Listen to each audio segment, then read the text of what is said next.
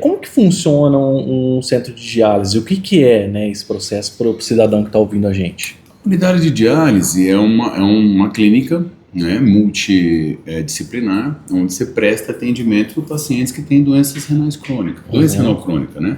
A doença renal crônica é a perda gradativa e irreversível da função renal. Quando você chega no final dela, na fase final dela, você precisa recorrer à terapia renal substitutiva, que é a hemodiálise ou a diálise peritoneal.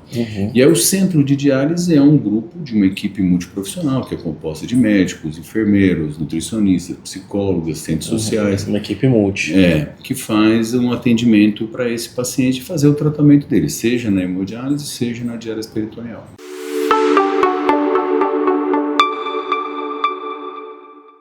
Olá pessoal, eu sou Diego Meloni, estou iniciando hoje mais um programa O SUSista e a gente vai falar hoje sobre um tema muito importante que é sobre a diálise no SUS. A gente sabe aquelas pessoas que fazem diálise periodicamente, como funciona.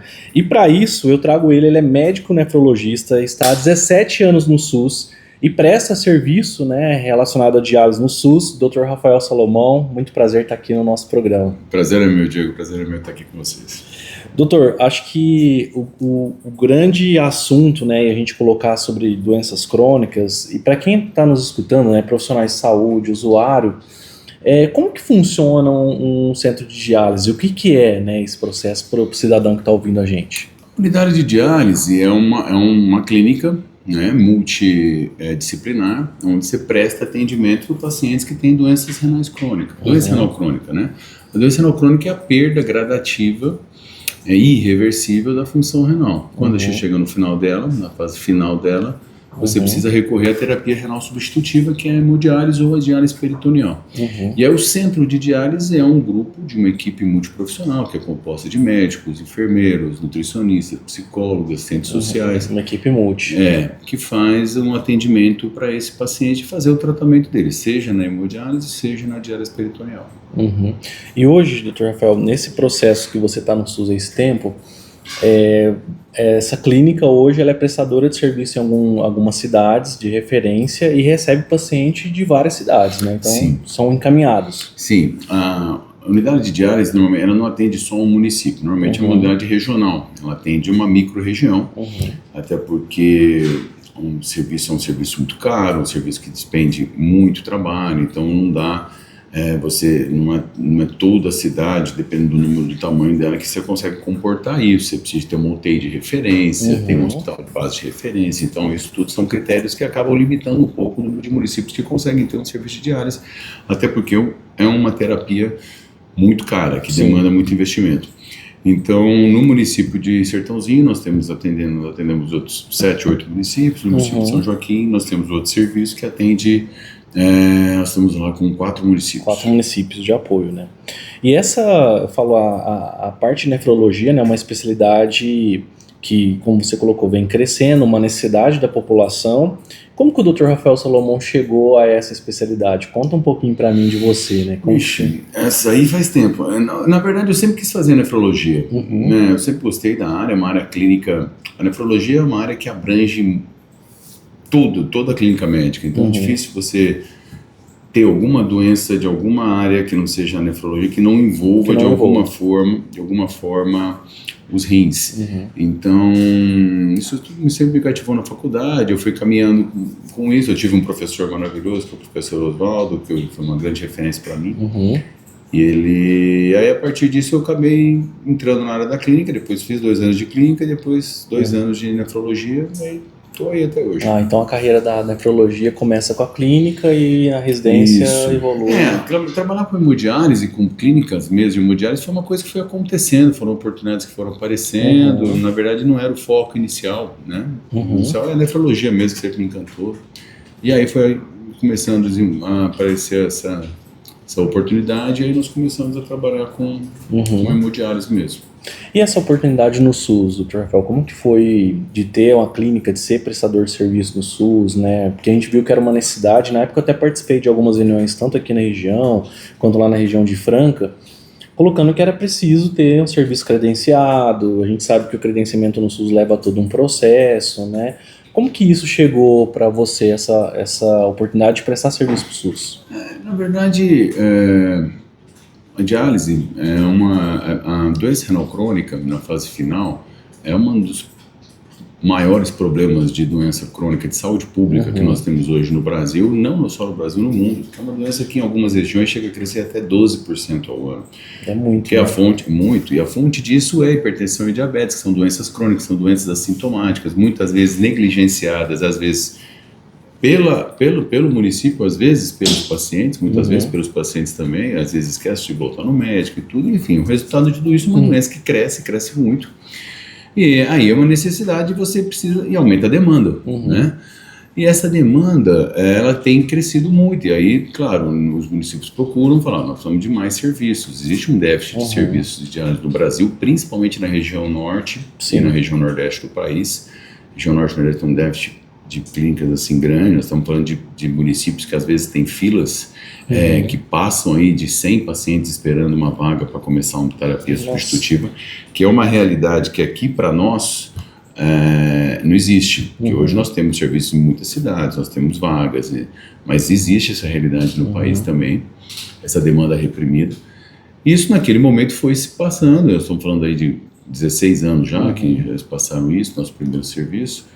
E aí, geralmente a prefeitura nos procura, né, conversa, fala, nós temos uma demanda, aí nós começamos o processo de credenciamento, porque é interessante realmente que esteja uma clínica esteja bem localizada ao centro de algumas cidades, porque para esse paciente é muito difícil se deslocar, de repente 3 vezes por semana, às vezes você desloca lá meia hora para ir, meia hora para voltar, mais o tratamento 3 vezes na semana é muito desgastante. Então, ter um serviço com uma localização geográfica centralizada, que permite um deslocamento curto desses pacientes, é fantástico.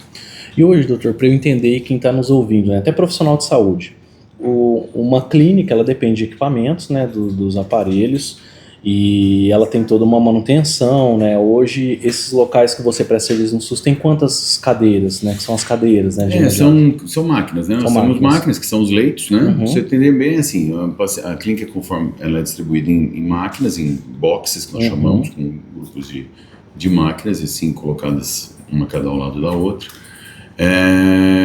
E aí você atende pacientes de segunda, quarta, sexta, ou terça, quinta e sábado, né?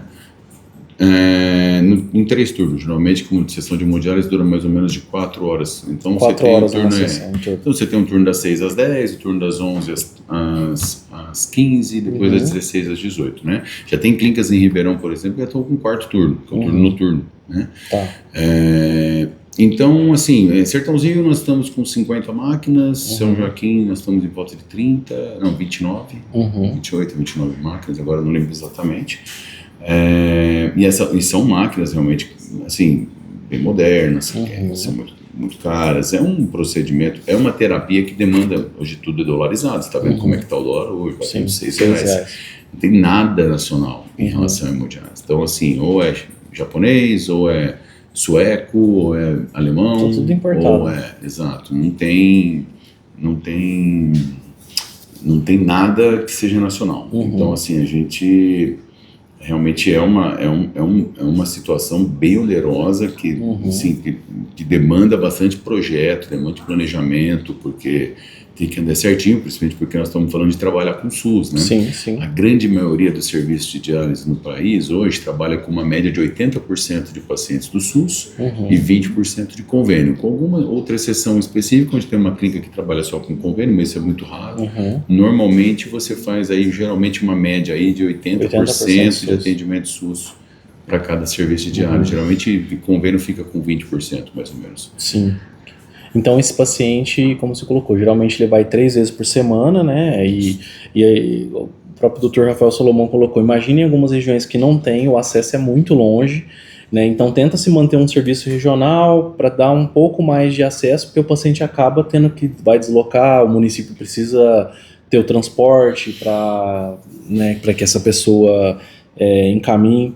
Então, doutor, eu queria, quem está nos ouvindo aqui, principalmente cidadão, profissional de saúde, quem é esse público-alvo, né? Que nem você já até colocou, pacientes com hipertensão, diabetes, a gente sabe que isso acomete mais de 30% da população com doença crônica e vem aumentando. Então, quer dizer, vamos pensar, um cidadão clássico que acaba evoluindo para diálise. Ele é uma pessoa que tem, às vezes, hipertensão, diabetes por muito tempo, não cuidou, e aí ele chega a que ponto para poder ir para diálise? No Brasil, hoje, a hipertensão e diabetes, as duas juntas, constituem aí mais de 70% dos casos de pacientes renais crônicos terminais. Tanto hipertensão como diabetes são doenças vasculares, então elas têm os órgãos-alvos dela, que é geralmente cérebro, vista, coração, doença vascular periférica e rins. Então são os órgãos-alvos da nossa, dessas doenças. E são doenças que durante quase o curso inteiro delas são assintomáticas, ou dão muito poucos sintomas. São doenças que têm controle, mas não têm cura, mas precisam de acompanhamento. E aí está o grande problema, muitas vezes é o paciente que não procura o atendimento, quando procura o atendimento, às vezes demora muito para o retorno, esse paciente às vezes não é muito bem orientado em relação ao pós-consulta, então toma os remédios errados, de uma forma... Então assim, o resultado de tudo isso são esses índices altíssimos que nós temos aí de incidência de acidente vascular cerebral, de infarto e de doença renal crônica, estão no mesmo pacote, porque a raiz do problema continua a mesma. A raiz do problema é a hipertensão e é o diabetes. Então a gente precisa, de uma forma assim, rápida inclusive, de mudar a nossa visão para a unidade básica de saúde, que é onde esse paciente inicialmente vai procurar o atendimento e começar a incentivar e orientar essas pessoas a procurarem o médico em caráter preventivo, fazer seus exames. Se eu sou hipertenso, você tem que fazer o exame uma vez por ano. Se você é um diabético, pelo menos a cada 6 meses tem que fazer os seus exames, e os exames de rim estão inclusos nesse tratamento. Não são, além dos exames de colesterol, de ácido úrico, outras partes metabólicas também. Você precisa fazer uma avaliação, porque sem exame você não descobre que você tem problema de rim. A doença renal crônica também é assintomática.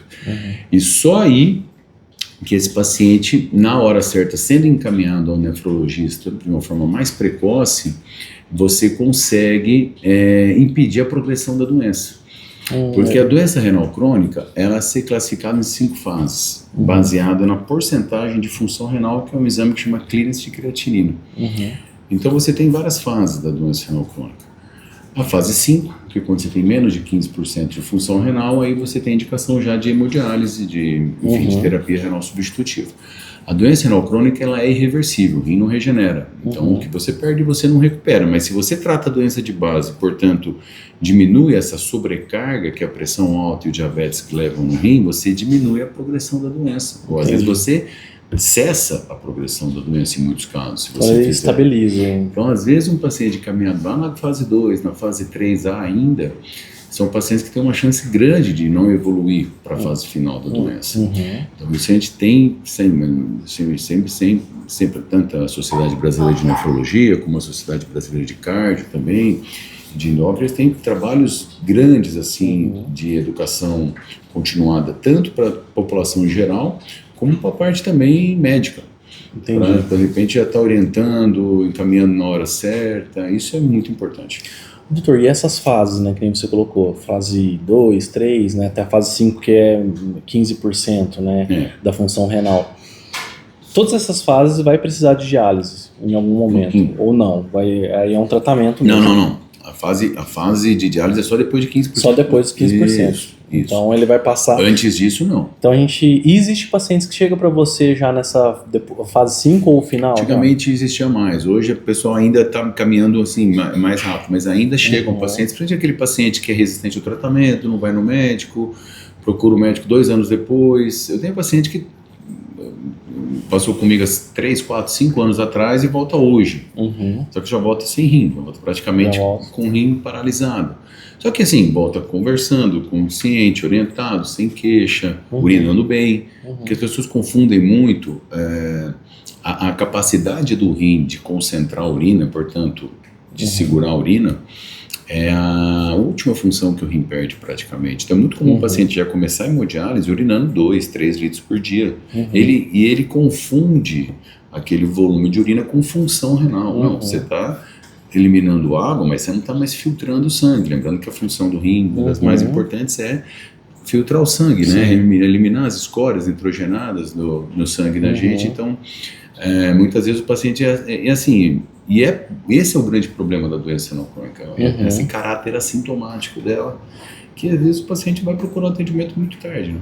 Não, isso, né, para quem está nos escutando, eu já escutei várias vezes, né? Não, mas eu tô urinando bem, etc. Mas Isso é um grande problema. Né, não tá filtrando sangue, enfim, né? Todo esse processo. E você até me falou também, esse paciente, né? Então ele começa a fazer hemodiálise.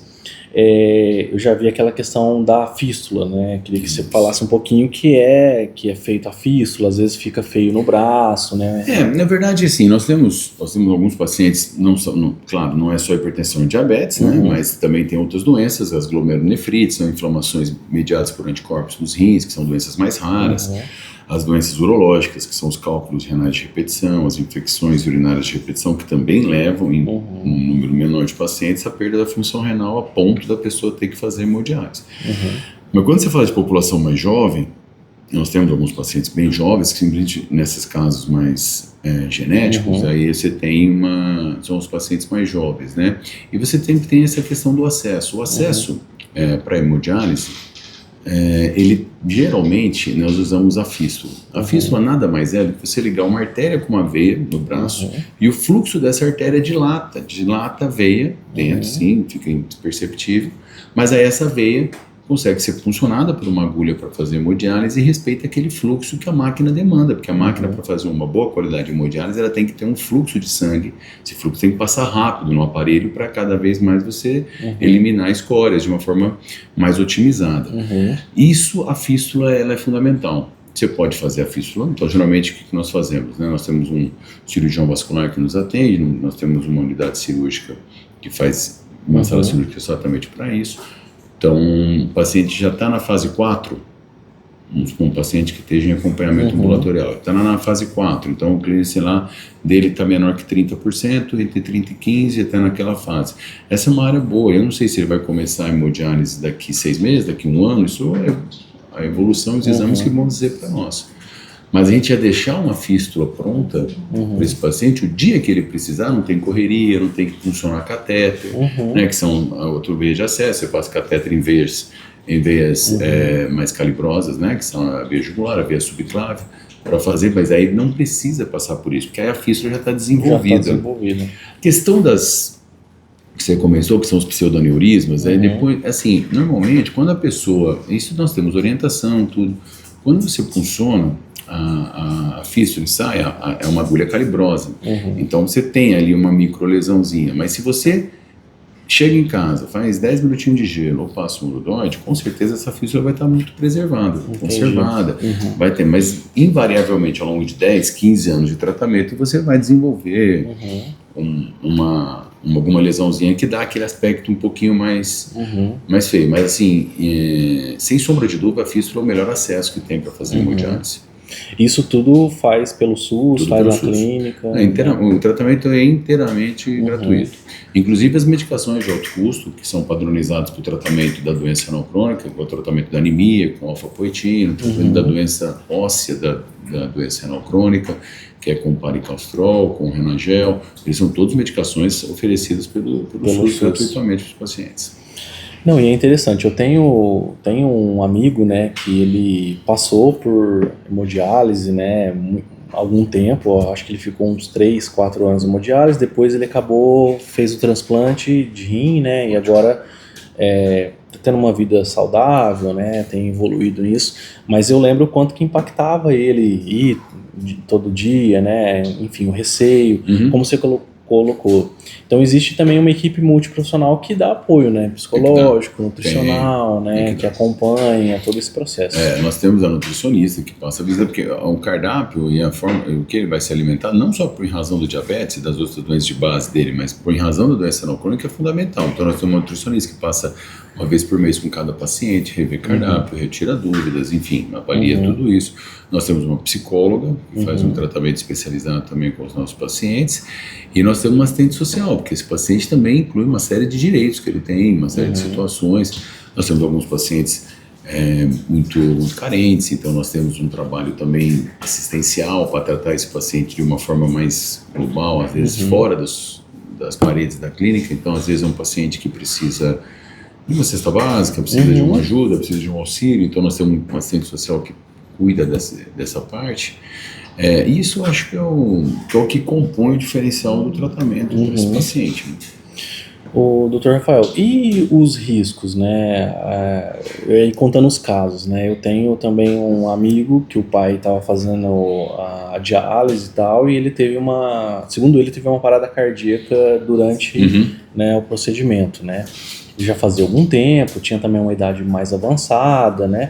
Mas isso é um risco que existe em todo o procedimento, né? Na verdade, não necessariamente causado pela hemodiálise. Se pensar bem, a hemodiálise nada mais é do que um tratamento que você vai puncionar a veia do paciente, puxar o sangue, passa por um filtro, que é o capilar, e devolve esse sangue limpo. Então, o paciente é um tratamento que não tem tanto estresse hemodinâmico a ponto de ficar oscilando pressão, tendo alguma coisa nesse aspecto. Antigamente até, hoje as máquinas de 15 anos para cá são máquinas todas de proporção. Então são máquinas muito mais seguras do aspecto tecnológico que era antigamente. Hoje é muito difícil, mas o grande problema é que o paciente renal crônico, ele é um pacote de doenças vasculares. A doença renal crônica em si, ela já é uma doença inflamatória, generalizada. A hipertensão e a diabetes também o são. Então, assim, o grande risco de morte nos pacientes que chegam nessa fase da doença renal crônica são as doenças cardiovasculares, principalmente o derrame, o AVC ou o infarto. Mas não é porque esse paciente já tem, por si só, um alto risco de desenvolver esse número de doenças. É o que a gente sempre fala para os nossos pacientes, principalmente os hipertensos e os diabéticos que começam o tratamento. Olha, você está em hemodiálise, você hoje não tem mais o rim funcionando bem, mas você já está tratando, já tem aqui vamos dizer, a substituição do seu rim aqui na máquina, mas você continua diabético, você continua hipertenso, então você continua tendo que se preocupar com essas doenças, porque para o rim você tem diálise. Para um infarto, não. Para um coração, você não tem mais substituto. Para um derrame, você não tem substituto. Então, assim, nós temos sempre que pensar, claro, a hemodiálise, a doença renal crônica, tem oscilações eletrolíticas, em algum momento pode acontecer alguma intercorrência grave, por exemplo, como uma parada cardíaca, pode, é raro, mas pode. Mas o grande foco é você cuidar do coração. Cuidar das doenças cardiovasculares, porque a própria doença renal crônica, quando chega nesse fato, já é um fator de risco altíssimo para você desenvolver, porque ela é uma doença inflamatória. E hoje, quando a gente pensa em perfil, doutor, lá na clínica, o que você tem visto? Acomete mais idoso? Você tem visto chegar mais jovens? O que tem mudado? Sempre, a nossa população, mais ou menos 60% desses pacientes estão acima dos 50 anos, né?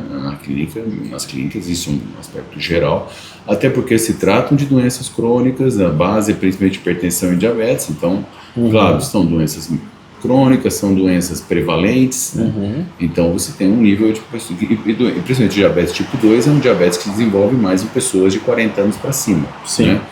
Que estão doenças relacionadas com aspectos de vida ruins, aspectos alimentares ruins, sedentarismo, né? Todas essas coisas.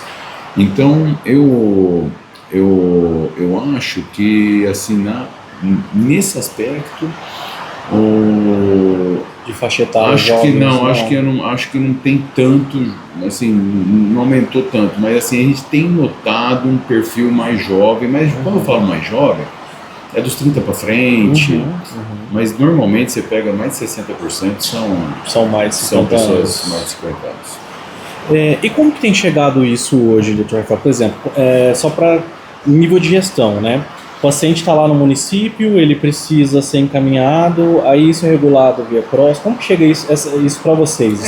A CROSS, ela veio para organizar muita coisa. A CROSS é uma ferramenta bacana que nós desenvolvemos, que foi desenvolvida pelo Estado, principalmente no aspecto estratégico de políticas de saúde no Estado, porque você consegue mapear estatisticamente de onde está indo o paciente, porque está indo, o que está acontecendo, quem está recebendo, onde tem vaga. Então, nesse aspecto logístico, a CROSS é uma ferramenta muito boa. Mas, a grosso modo, o paciente ele é caminhado, assim, nós atendemos cada município da nossa rede, nós atendemos a parte ambulatorial.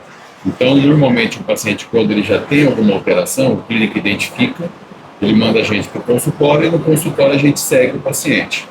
ou quando o paciente cai de paraquedas, que é cada vez menos comum, mas pode acontecer, ele faz uma urgência, e aí ele vai parar numa urgência no hospital, ali a nossa equipe atende, nós temos equipe nos hospitais, né, tanto na Santa Casa de São Joaquim quanto na Santa Casa de Sertãozinho. Aí esse paciente entra como urgência no hospital, entra na UTI, começa a diálise no hospital e depois ele é encaminhado para nós.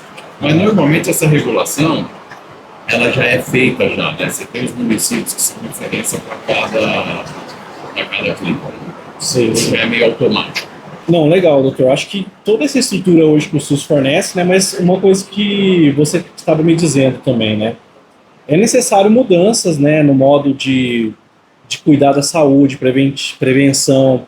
E você me falou que vocês fazem, inclusive, campanhas, né? Então, é um serviço que presta serviço no SUS no nível terciário, secundário, mas você olha para o nível primário também fazendo campanhas. A gente precisa, né? A gente, como prestador de serviço em doenças dessa magnitude, a gente tem que olhar a rede básica. Eu acho que é um grande calcanhar daqueles nossos quanto rede de atendimento. A gente faz, assim, na pandemia a gente deu uma diminuída, mas a gente faz campanhas de prevenção de doença renal crônica em cada município que a gente atende. E essas campanhas, a gente monta uma estrutura e faz exame de urina, exame de colesterol, exames de função renal no paciente ali na hora. E aí orienta essa população a procurar o atendimento. Isso tem um resultado muito bom, principalmente no aspecto de orientação da população geral. Tem que divulgar mais. Existem campanhas promovidas pela SPN, que é essa tecnologia, mas nós temos um impacto maior nisso. Conscientizar mais, né? Esse é o grande segredo. Nós precisamos conscientizar mais, principalmente a população geral. Sim. Pessoal, então, para vocês verem o quanto que é importante, né? As doenças crônicas vêm crescendo, a população está cada vez envelhecendo mais, né? De sobrevida. E a necessidade, né? É um serviço de diálise, é um serviço muito importante para o Sistema Único de Saúde, mas a gente tem que trabalhar a prevenção, né? Porque senão, o próprio Dr. Rafael falou, olha, o volume está aumentando, alguns locais estão com difícil acesso. Então, no Sistema Único hoje de Saúde, né? Que eu ia entrar nessa questão. O pagamento hoje pelo SUS dos procedimentos de diálise, geralmente ele vem, a gente fala FAEC, né, que é pós-pago, né? Então, você produz, aí a Secretaria Municipal de Saúde envia essa produção, o Ministério da Saúde processa e depois faz o pagamento para pagar a clínica, né? Exatamente. E isso tem um tempo, né, doutor? Tem um tempo. Geralmente a gente manda a nossa produção do mês anterior para a Secretaria de Saúde, que é a gestora do nosso credenciamento, do nosso contrato, né? E aí isso vai até o dia 10, 15, e aí a prefeitura compila tudo isso e envia a produção num prazo que o Ministério da Saúde abre, que é geralmente no final do mês, manda, aí eles processam e no mês seguinte eles pagam. Então geralmente é sempre com 2 meses de... 2 meses, né? 2 meses de atraso. Fechou o mês, né, vamos dizer assim, se a gente fechar novembro, aí você vai processar em dezembro para receber em janeiro. Exatamente. Né? E lembrando que tem todo o fluxo da prefeitura, né? Porque aí o Ministério repassa para a prefeitura tem que repassar. A prefeitura pede a nota, e nós emitimos a nota e faz feito o pagamento. Então nós dependemos realmente do pessoal dos prazos, né? Mas aí não é só a diálise, é toda a produção ambulatorial das Santas Casas, a produção ambulatorial do município. Toda essa produção ela depende dessa comunicação da prefeitura, né? Quando são contratos municipais, que você pode ter contrato, por exemplo, estadual. Tem serviços que de diálise são credenciados direto com o estado e não com o município. Aí você tem que enviar para o estado, para a regional de saúde, né? E aí a regional faz o papel do município aí nesse caso. Legal. Bom, eu vou chegar na parte agora, doutor, que eu falo que é o SUS na real. Vou te fazer 3 perguntas, o que vier na sua cabeça mesmo sobre o Sistema Único de Saúde, né? Um bate-bola aqui no programa. Para você, qual que é o SUS que dá certo? Puxa vida. O SUS que dá certo é um SUS que olha para as necessidades das pessoas. E para você, né? O que você deseja para você, para sua família? A gente sabe que todo mundo acaba usando o SUS de uma forma ou outra, né? Que Sistema Único de Saúde seria mais digno que para a gente ter para a população? É difícil falar isso rápido, né? Assim, nós temos muita coisa que se orgulhar do nosso Sistema Único de Saúde. O Brasil hoje tem um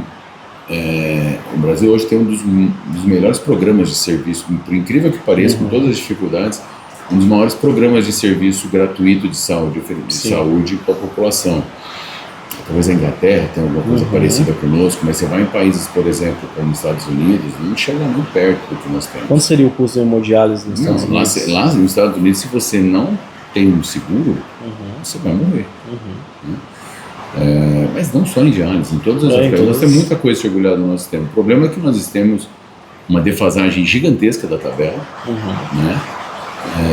E essa defasagem ela não acompanha a alta dos preços, da inflação de tudo que se tem no país. Então existe realmente uma forma de se olhar para o SUS pensando principalmente numa forma de você adequar essa tabela, porque a gente sabe que no final das contas, se você fosse querer fazer tudo, talvez a conta não fechasse, mas você precisa olhar para essa tabela do SUS de uma forma até mais humana. Sim. E pensar realmente que hoje você tem santas casas, beneficências portuguesas, uma série de serviços filantrópicos que dependem de uma tabela mais atualizada e hoje são reféns disso, e a população não pode ficar sem atendimento.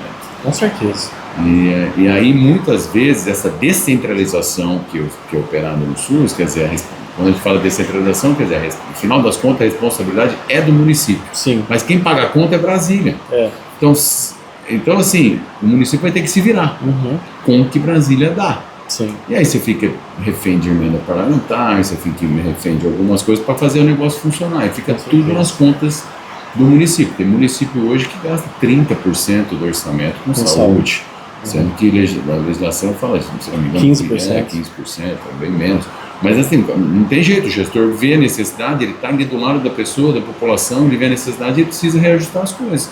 Mas depende de um acompanhamento da tabela do SUS.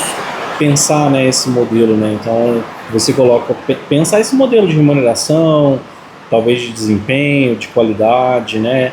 A gente sabe que a tabela SUS, ela agora colocou que vai atualizar, mas vai atualizar a IPCA, né? A gente não sabe como que isso vai se dar. Nem sabe se vai, né? Então, esse é um grande desafio que a gente precisa acompanhar. O SUS Paulista foi um grande avanço. O SUS Paulista foi um grande avanço, uma grande ajuda para os diálises. Realmente foi um divisor de águas. Impactou nas diálises? Impactou. É um momento pequeno, mas é um momento que, assim, ajudou muito a gente, sabe? Tinha um financiamento estadual, né? Um cofinanciamento, né? Seguiu o modelo de outros estados, por exemplo, Santa Catarina, Rio de Janeiro, Brasília, Bahia, já o faziam, e aí agora a tabela do SUS paulista, esse complemento, ele realmente podia ser maior, mas enfim, o que ele já veio já tem ajudado bastante. Já apoiou, né? Que bom. Pessoal, eu estive aqui com o Dr. Rafael Salomão, quero agradecer. Muito obrigado. A gente discutiu sobre SUS. Eu vou te entregar um presente aqui.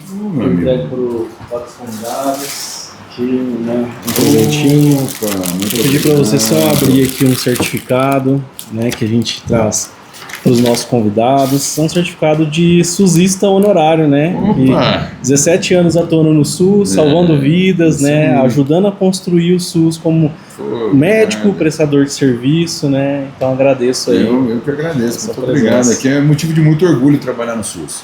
Muito orgulho, muita satisfação. Os desafios são grandes, mas a gente tem muita satisfação de trabalhar com o SUS. Tá certo, muito obrigado. Amigo, obrigado. Gente, esse foi mais um programa. Conheçam, assistam o nosso programa sobre o que é a diálise no Sistema Único de Saúde. Um abraço.